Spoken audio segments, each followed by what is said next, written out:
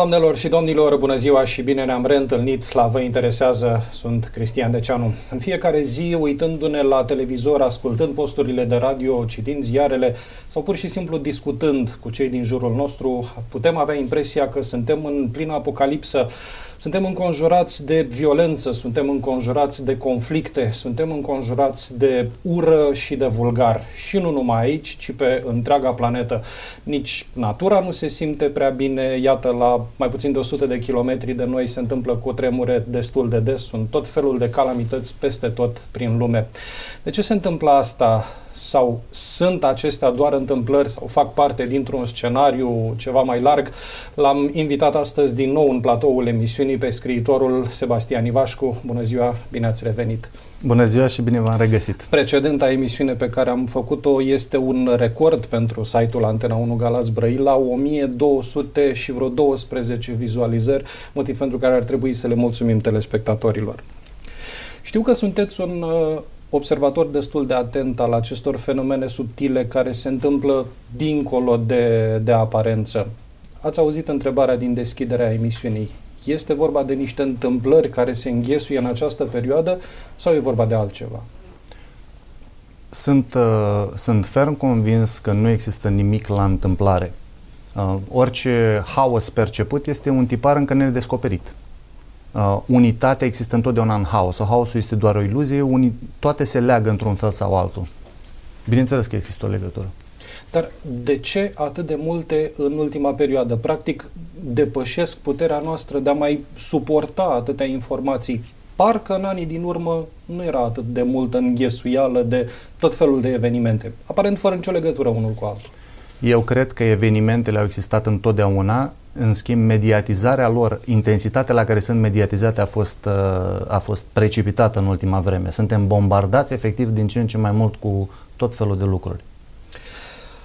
Vorbim de un scenariu, cu alte cuvinte. Cine îl face și care este scopul, dacă lucrurile stau într-adevăr așa?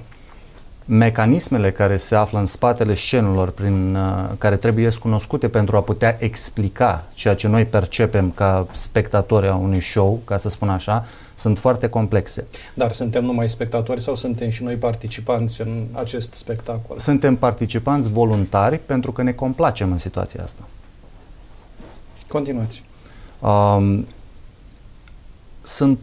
Țin minte că discutam chiar recent vis-a-vis de acest bombardament mediatic cu violență, sexualitate subliminală.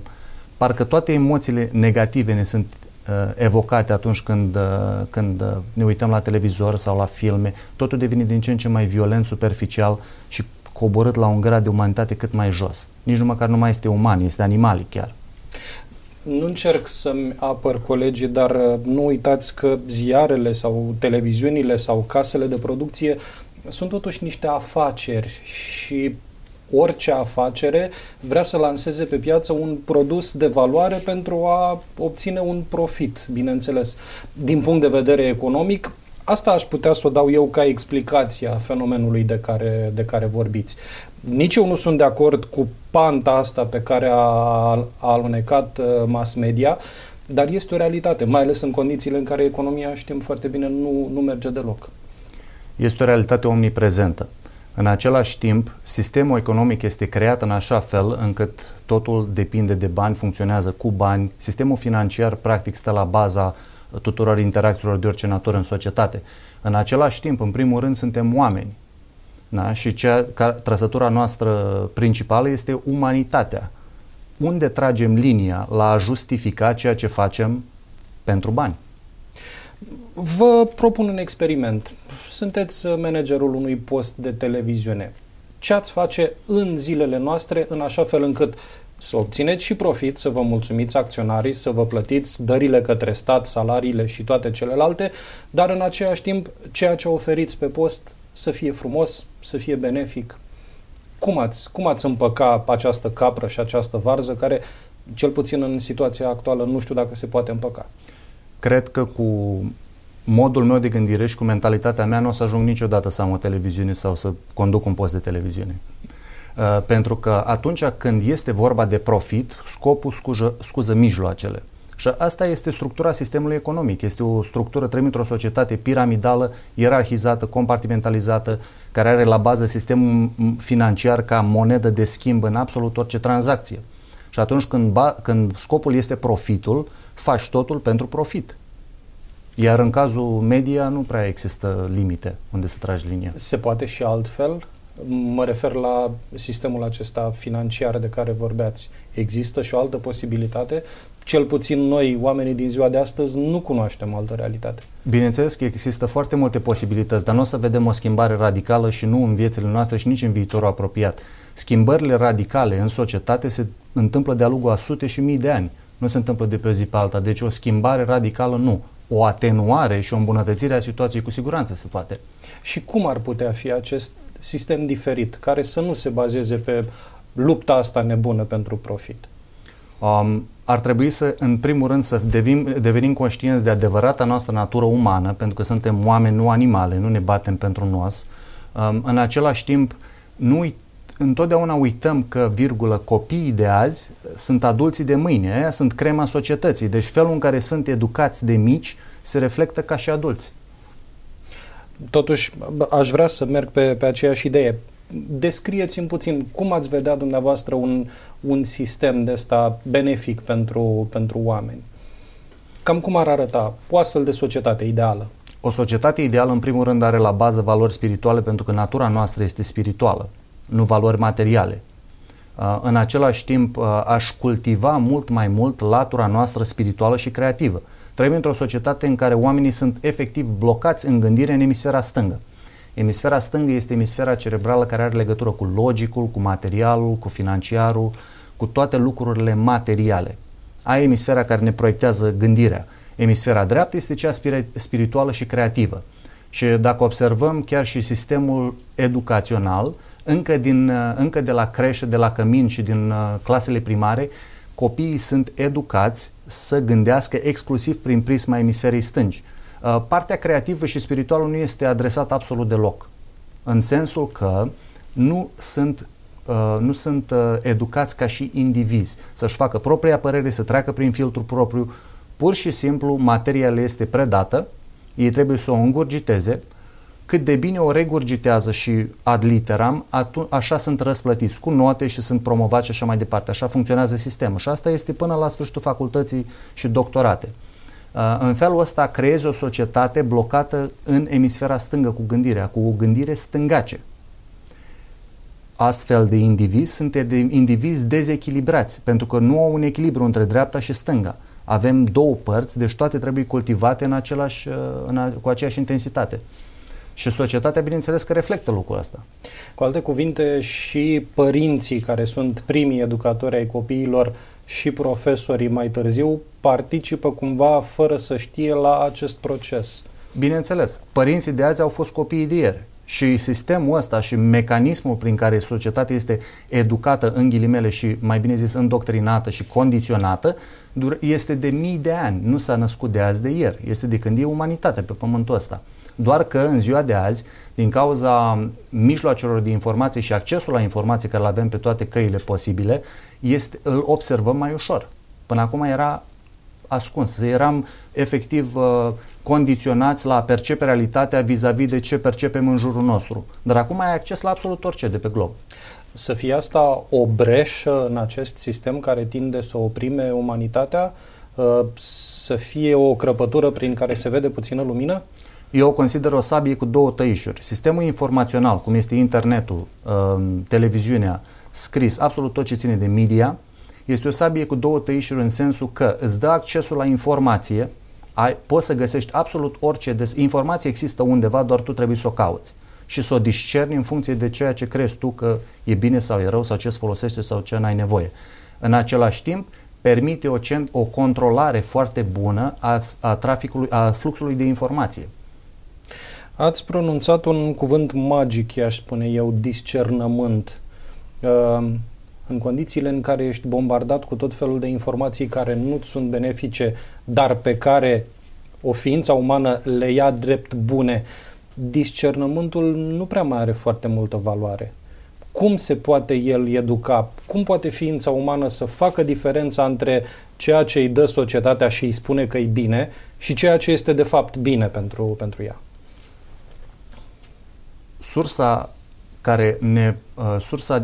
Ce este în noi, ceea ce ne conferă abilitatea de a discerni, este intuiția noastră. Intuiția se află în interiorul nostru, nu are legătură cu realitatea fizică. Aia numim noi intuiție, sinele nostru. Acolo nu există decât adevăr absolut. Pur și simplu lucrurile sunt. Nu ai nevoie să discerni. Aia este intuiția noastră sau feeling-ul nostru față de ce e bun sau ce e rău. În același timp, avem mințile absolut bombardate, programate, condiționate din naștere și evident ne influențează gândirea. Pentru că atunci când mintea umană, înainte să spunem de vârsta de 5-6 ani, nu este tabula rasa, pentru că are tendințele naturale care vin în viața asta, dar este foarte moale și foarte ușor de modelat. Cine are acces la mintea umană în acei primi ani de viață și o imprimă, creează tipare de gândire, iar acele tipare de gândire determină modul în care persoana se va gândi și implicit se va comporta și își va face idei și va, în ghilimele, discerne mai târziu în viață. Bun, am plecat pe drumul ăsta, ajutați între ghilimele de părinți, de profesori. Putem să facem un viraj brusc și să o luăm acum în direcția bună? Cum putem să ne educăm această intuiție de care vorbeați? Cum învățăm în gălăgia care este în interiorul nostru să ascultăm acea voce corectă? Controlul minții umane este o iluzie. În realitate nimeni nu poate să te controleze, să te condiționeze să faci absolut nimic. Întotdeauna liberul arbitru, indiferent de ce crede lumea. Însă te poți complace. Și asta și facem. Ne complacem într-un mod de gândire. Ne este imprimat subconștientul cu noi tipare de gândire care evident nu sunt benefice, iar modul de gândire al celor care fac acest lucru este foarte simplu și logic. În concepția lor, în lumea asta, dacă nu-ți preiei controlul asupra minții tale, altcineva o va face pentru tine. Și n-ai absolut nicio certitudine că persoana respectivă sau persoana respectivă o să aibă bunul tău interes în gând. Și care ar fi, să folosesc un termen medical, simptomele? Cum poți simți că ești pe drumul bun sau că ești pe drumul rău? De vreme ce drumul rău, din câte înțeleg de la dumneavoastră, este drumul majoritar și este drumul pe care ființa umană este încurajată să meargă. Cum se simte diferența asta? În primul rând, eu nu consider că sunt drumuri bune și rele. Fiecare ne-am ales experiențele în funcție de ce avem noi nevoie să trăim în viața asta și asta ne educă pe noi, pentru că învățăm în mod primar din experiențe. Întotdeauna avem liberul arbitru să ne preluăm controlul asupra minții noastre, să devenim conștienți de adevărata noastră natură și să ne formăm noi propriul mod de gândire, propriile impresii, să discernem în adevăratul sens al cuvântului. În societatea de azi, marea majoritate a populației este foarte dezechilibrată. Cum am spus, este blocată în emisfera stângă. Relația lor cu ei înșiși este aproape inexistentă. Ea întotdeauna există, doar oamenii nu sunt conștienți de ea. Totul este generat în concepția oamenilor din exterior și tot acolo caută răspunsurile. În realitate, tu generezi totul din tine și tot acolo găsești toate răspunsurile.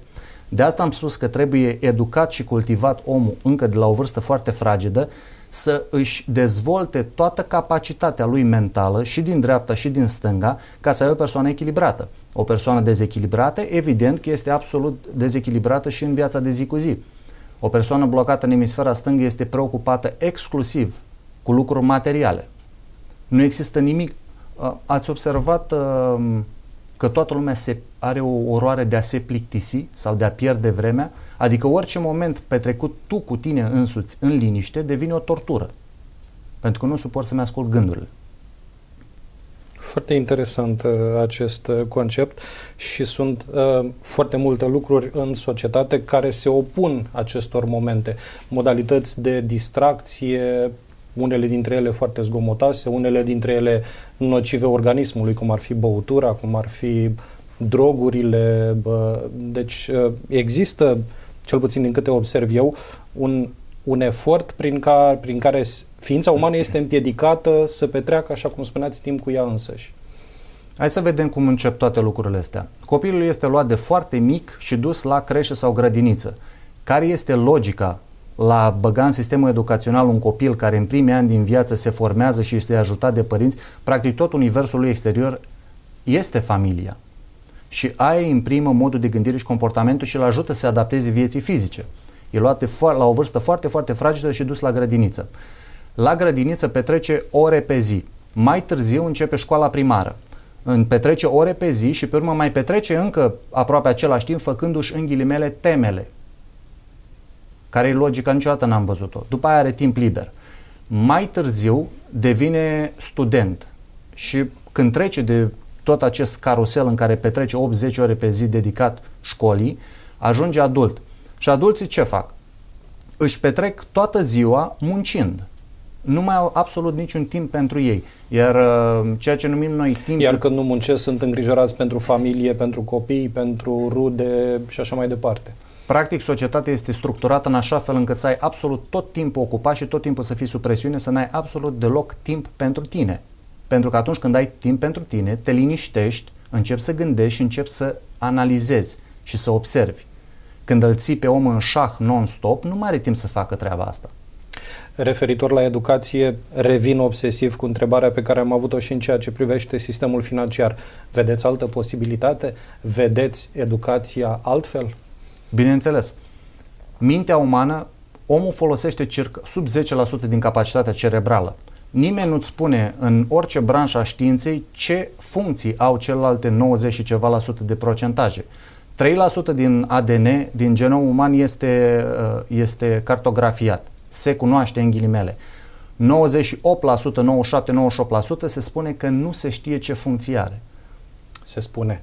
Așa se spune. În realitate se știe. Dar credeți că se știe? Absolut, da. Pentru că ei folosesc informația aia pentru a ne condiționa. Doar că nu este dată publicului. De ce nu este dată publicului? Când scopul este de a controla, atunci nu-i dai omului informația care să poată să o folosească, să-și preia controlul asupra propriei minți.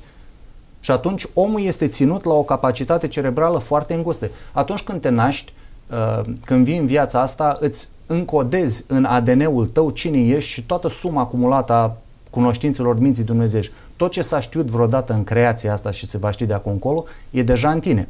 Dar tu începi viața cu o porțiune foarte, foarte mică din capacitatea ta. E ca și cum te-ai uitat la un tablou sau la un film printr-o crăpătură extrem de îngustă. Vezi culori, vezi forme care se perindă, trec, dar nu vezi nicio legătură între ele.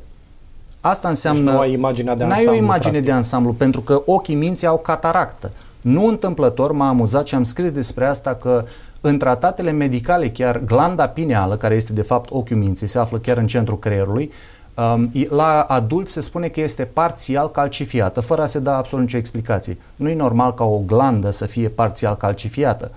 Asta înseamnă cataractă la ochiul minții, adică glanda pineală este modul prin care poți privi și analiza ceea ce este în tine și cum se reflectă sinele tău în realitatea care te înconjoară, funcționează la o capacitate foarte redusă, este inhibată. În adiție, în afară de condiționare și programare și așa mai departe, ești bombardat în continuu chimic pentru a ți se inhiba funcția glandei pineale. De asta avem flor în pasta de dinți, de asta avem toți îndulcitorii artificiali gen aspartam și așa mai departe, sau tot ce se pune în apa potabilă. Cum iese o ființă umană din tot acest carusel? Practic, ar însemna să se lupte cu tot ceea ce este în jurul lui, cu colegii de la serviciu dacă ar vrea să facă un pas înapoi, cu membrii familiei dacă ar vrea să-și ia ceva mai mult timp pentru el când în familie sunt probleme. Practic, ar trebui să se lupte cu toată societatea pentru a fi din nou el sau ea. Foarte bine. Este posibil? Este posibil și foarte bună observație.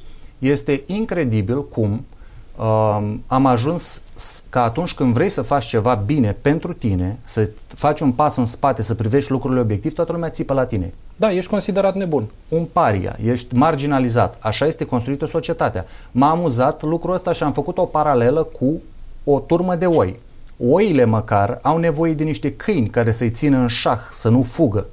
Noi ne ținem în șah unul pe altul. Țipăm unul pe altul. Cum iese unul din șir, cum încercăm să-l aducem la loc? Cu toate că scopul este unul benefic, adică omul vrea să-și facă ordine în mintea lui și în viața lui, pentru că lucrurile sunt răvășite și nu se simte bine, nu-i place ce trăiește și vrea să-și preia controlul asupra lui, simte că e dezechilibrat.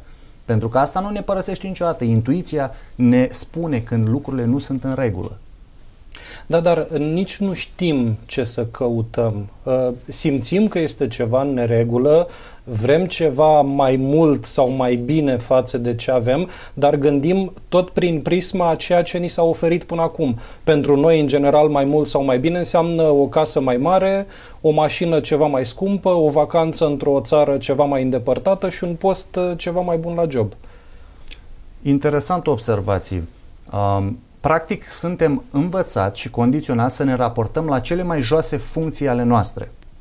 Deci omul, atâta timp cât poate să aibă un partener, cât poate să aibă interacții și relații amoroase cu diferiți parteneri, dacă are suficientă mâncare, dacă are un job, dacă face bani, dacă are confort fizic, îi ajunge. Eventual puține emoții. Tot ce trece de gât este interzis.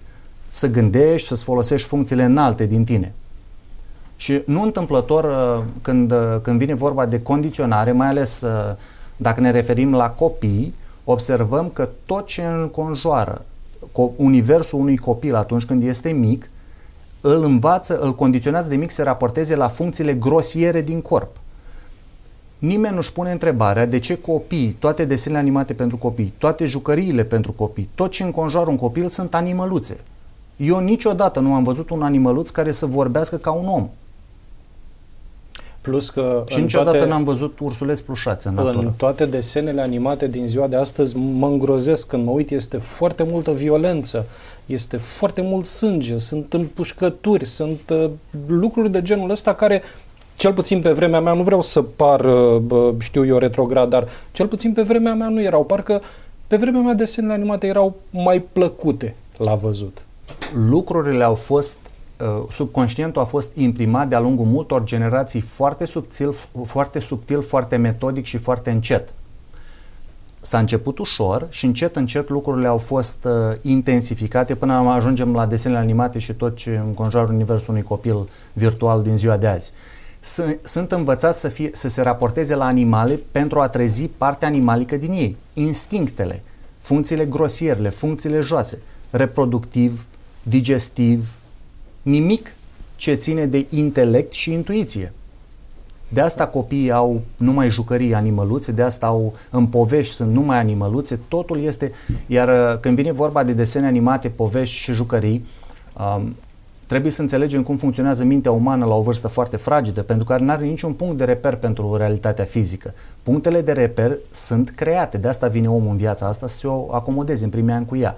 Și atunci în jurul lui modelele, da? Sunt în afară de părinți, sunt animăluțe, copiii dorm cu animăluțe, li se pare normal să se raporteze la animăluțe, se joacă roluri de animăluțe în jocurile lor și așa mai departe. Roboței mai nou și... Ați făcut o analogie între societate și o turmă de oi. În situația asta, acel termen care se numește masa critică ar putea să însemne ceva. Dacă suficient de multe oi vor să iasă din turmă și să apuce pe drumul pe care consideră ele că ar trebui să meargă, atunci situația turmei se schimbă? Sau câinii vor interveni și vor încerca să le aducă înapoi?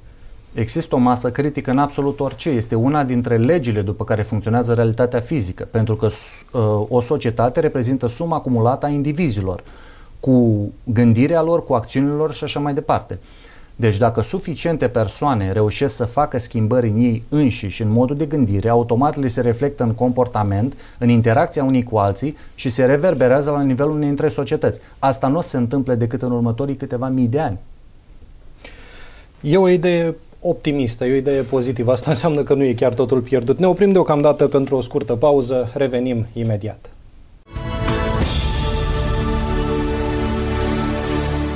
Doamnelor și domnilor, ne-am întors în direct la Vă Interesează. Alături de mine este scriitorul Sebastian Ivașcu. Cui folosește ceea ce vedem în ziua de astăzi de jur împrejurul nostru? Așa cum spuneam în începutul emisiunii, suferință, violență, ură, dezbinare, sexualitate, urât adus la rang de artă. Cui folosesc toate astea? Toate astea folosesc celor care dau formă și controlează implicit societatea în care trăim. Și asta nu se întâmplă de azi de ieri, asta se întâmplă e o temă comună de-a lungul istoriei. Dar cine sunt aceștia? Cine sunt acești păpușari care trag sforile de undeva din umbră? Putem să-i arătăm cu degetul, putem să-i tragem de urechi și să le spunem că noi mai vrem și că vrem altceva? Nu o să putem să-i arătăm niciodată cu degetul, cu toate că sunt parte în ochiul public, parte sunt în spatele scenelor și niciodată nu o să putem să-i tragem de urechi, pentru că oamenii, dacă ar ști adevărul, l-ar refuza efectiv. Ca să înțelegi cine sunt oamenii ăștia și de ce fac lucrul ăsta, și când spun oameni folosesc termenul foarte cu ghilimele de rigoare, pentru că nu consider că un om e capabil să dea formă unei societăți de genul cele în care trăim noi. Și să aducă atâta suferință unui semen. Exact. Ca să înțelegem cine sunt, trebuie să înțelegem adevărata noastră istorie.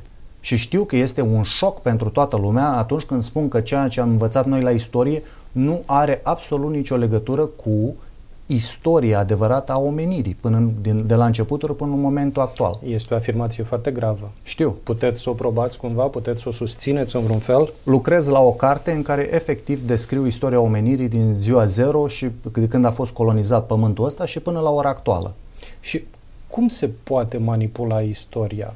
Cum se face acest lucru? Întotdeauna am învățat că istoria este scrisă de învingători.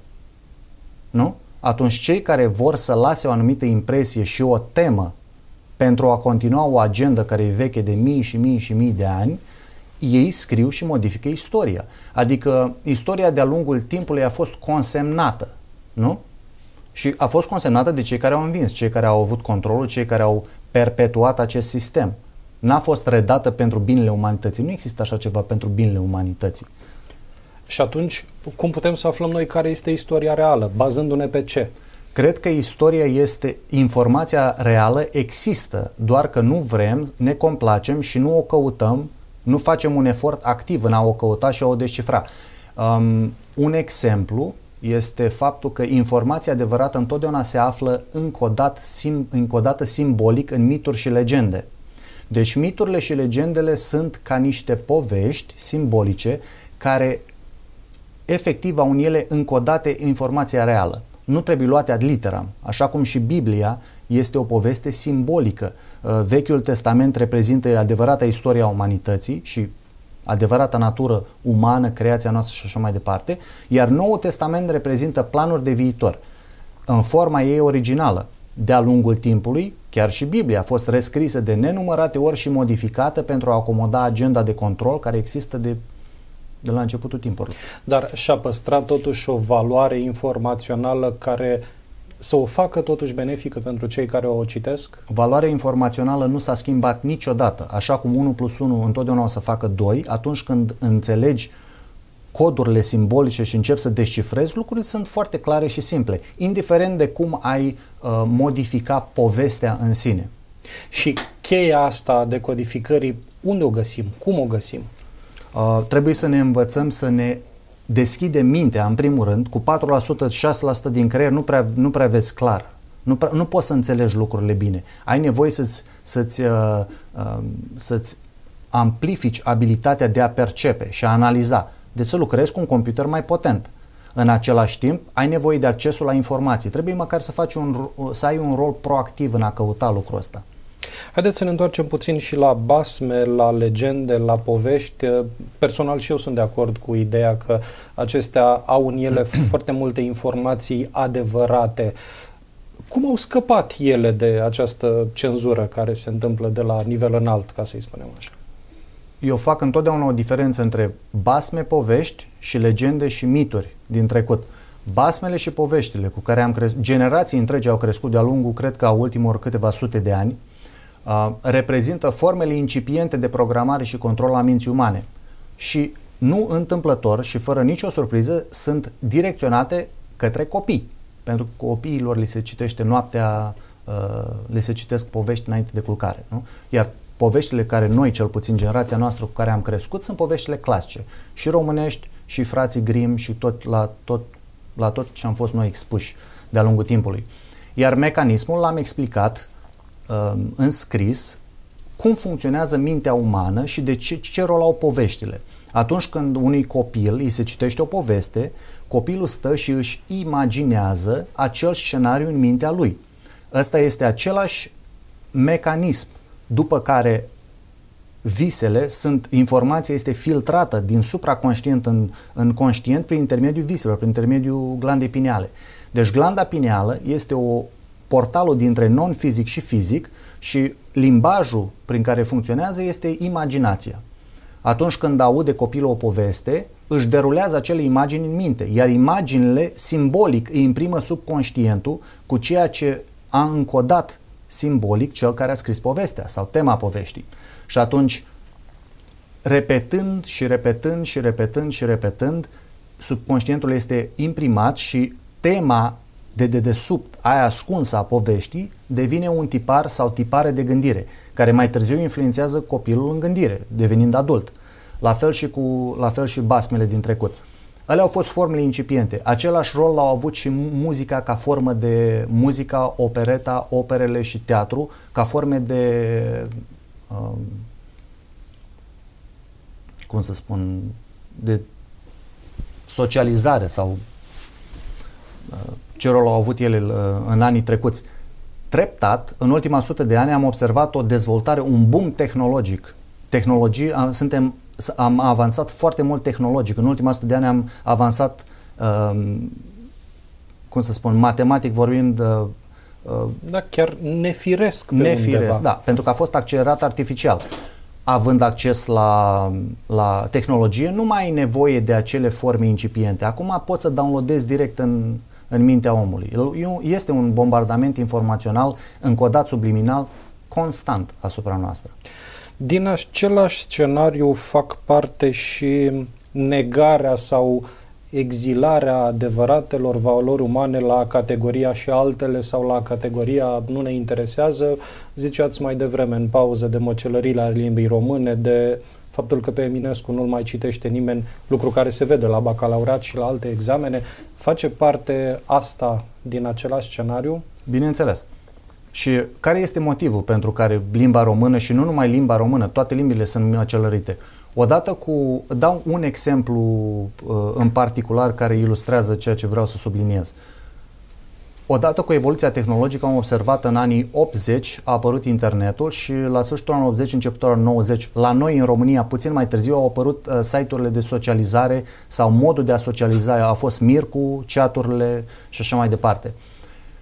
Oricine a trecut prin lucrul ăsta a observat cum limbajul folosit s-a modificat. Foarte multe prescurtări. Practic, modul de umană a căpătat și limbajul folosit a căpătat o nouă formă. Este ca o nouă limbă. Ce se întâmplă? Copiii cresc generații și generații cu acest mod de a se exprima. De asta observăm că vorbim diferit de cum se vorbea acum 50 de ani. Încet, încet, copiii nu vor mai putea înțelege sau citi limba veche. Deci limbele care acum sunt actuale vor deveni limbi moarte și se vor metamorfoza de-a lungul timpului în altceva. Așa cum noi nu putem să citim texte originale în sanscrită, nici măcar în latină, așa și nici urmașilor noștri nu vor mai putea citi nici măcar ceea ce noi putem percepe la ora actuală. Iar oamenii care nu își cunosc istoria sunt foarte ușor de manipulați, că nu își cunosc adevărata natură. Și asta este una dintre modalitățile prin care se manipulează informațiile despre trecut, prin faptul că apare această prăpastie între diverse generații, informațional vorbind? Bineînțeles. Exact despre asta e vorba. Iar informația pe cale orală este absolut, pe cale de dispariție. Efectiv nu mai există, pentru că nu mai au nevoie de povești și basme. Acum au jocuri pe calculator. Și în alte vremuri ăsta era principalul vehicul de transmitere a învățăturilor, a informației, pur și simplu discuția. Astea sunt motivele pentru care țăranul român, care reprezenta corpul principal al populației și al civilizației române de-a lungul anilor, este pe cale de dispariție. A fost marginalizat economic, a dispărut efectiv și atunci au dispărut și obiceiurile care le transmiteau din generație în generație și basmele și absolut tot ce se transmitea ca și obicei sau poveștile pe care le orală. Același lucru s-a făcut în toate părțile lumii cu populațiile indigene. Da? Pentru că populațiile indigene, cum au fost, să spunem, Maori, cum au fost Inca, Maya, cum au fost amerindienii, cum sunt țiganii, care sunt fugăriți peste tot în lume, ei au păstrat cunoștințele și informația veche în formă nealterată. Interesul a fost ca să se radă de pe fața pământului accesul la orice sursă informațională care să redea adevărata istorie și adevărata natura noastră și a fost înlocuit cu altceva. Așa se explică acel proces de creștinizare, în ghilimele, și colonizare, care practic era o epurare etnică foarte similară cu ce s-a întâmplat în al doilea război mondial în Germania. Și atunci toate aceste informații sunt definitiv și irevocabil pierdute sau mai pot fi recuperate cumva de cineva care poate să ocolească sistemul și să facă acest lucru? Ele sunt prezente, au fost prezente întotdeauna, sunt complet ignorate. Nimeni nici nu vrea să aud, nici nu interesează. Eu când fac muncă de cercetare vis-a-vis de a scrie despre adevărata istorie și de a înțelege cum s-au petrecut lucrurile de-a lungul timpului, am acces la informație foarte ușor, doar că vreau să caut.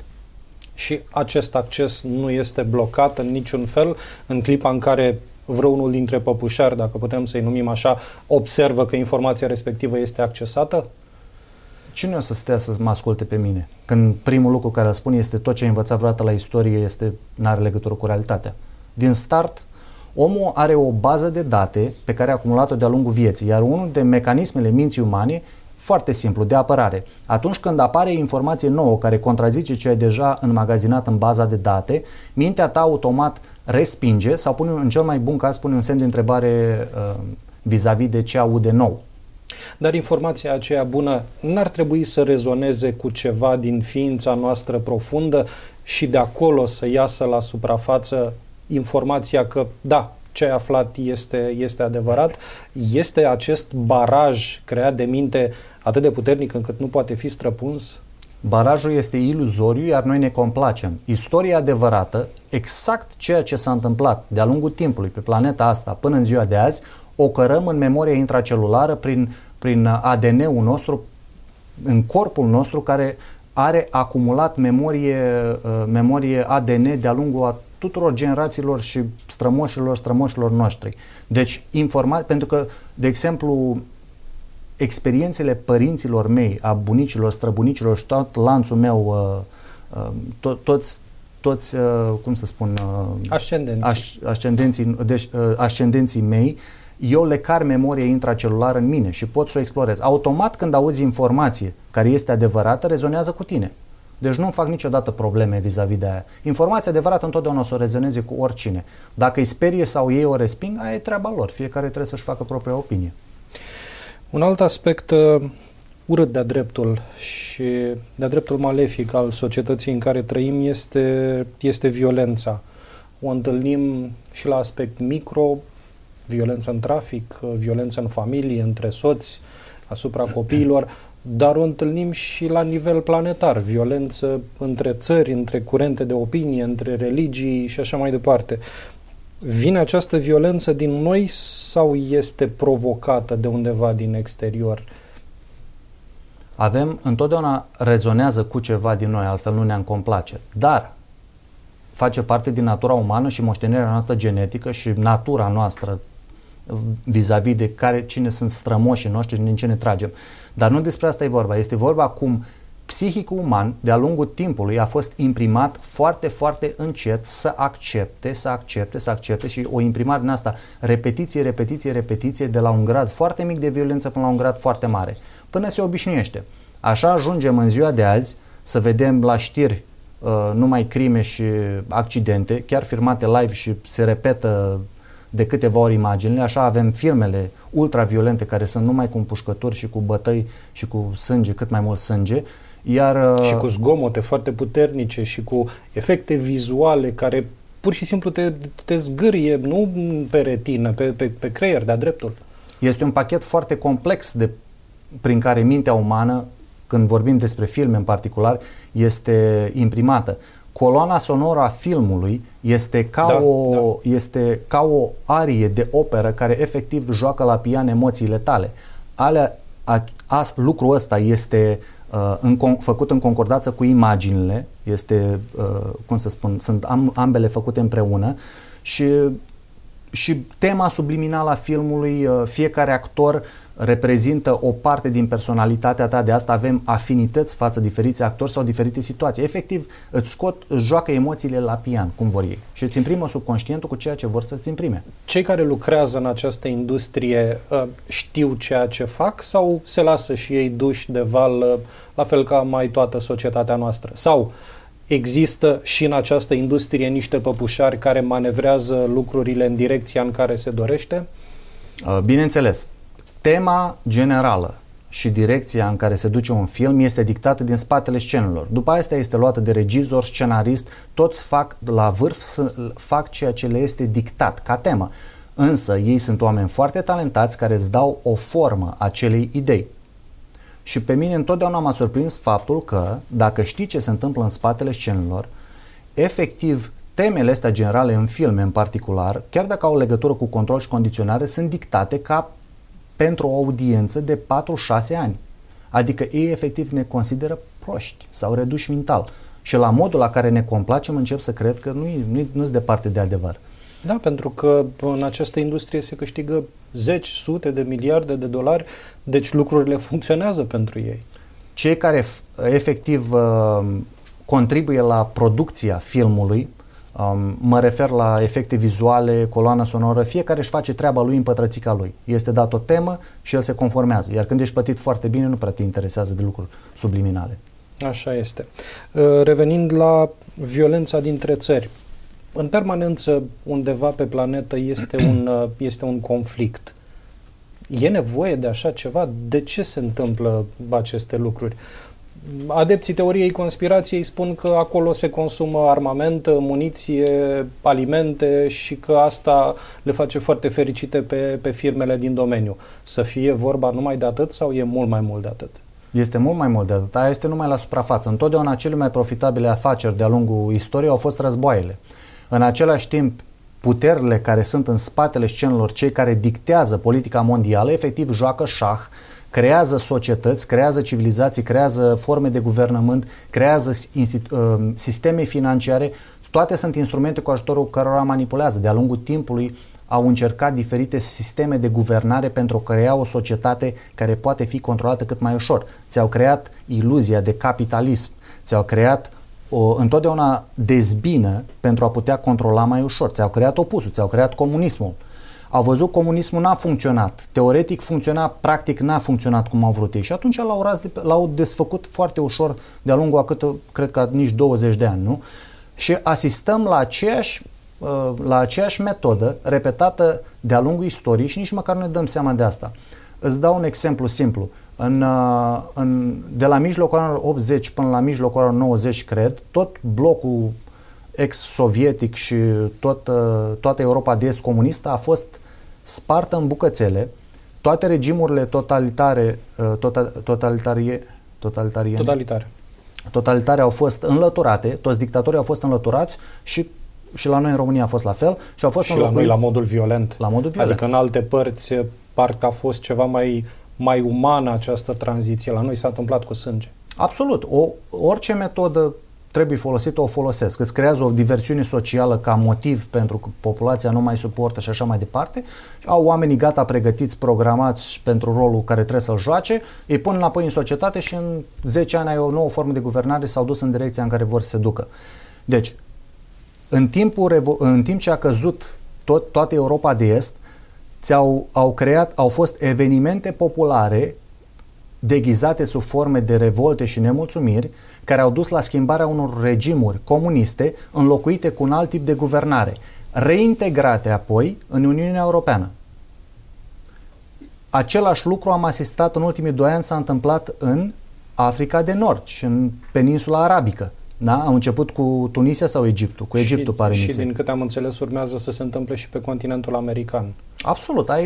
Toate lucrurile astea sunt pregătite de foarte mulți ani în amănunt. Ți-au luat toate regimurile, toți dictatorii din Egipt, nu Arabia Saudită,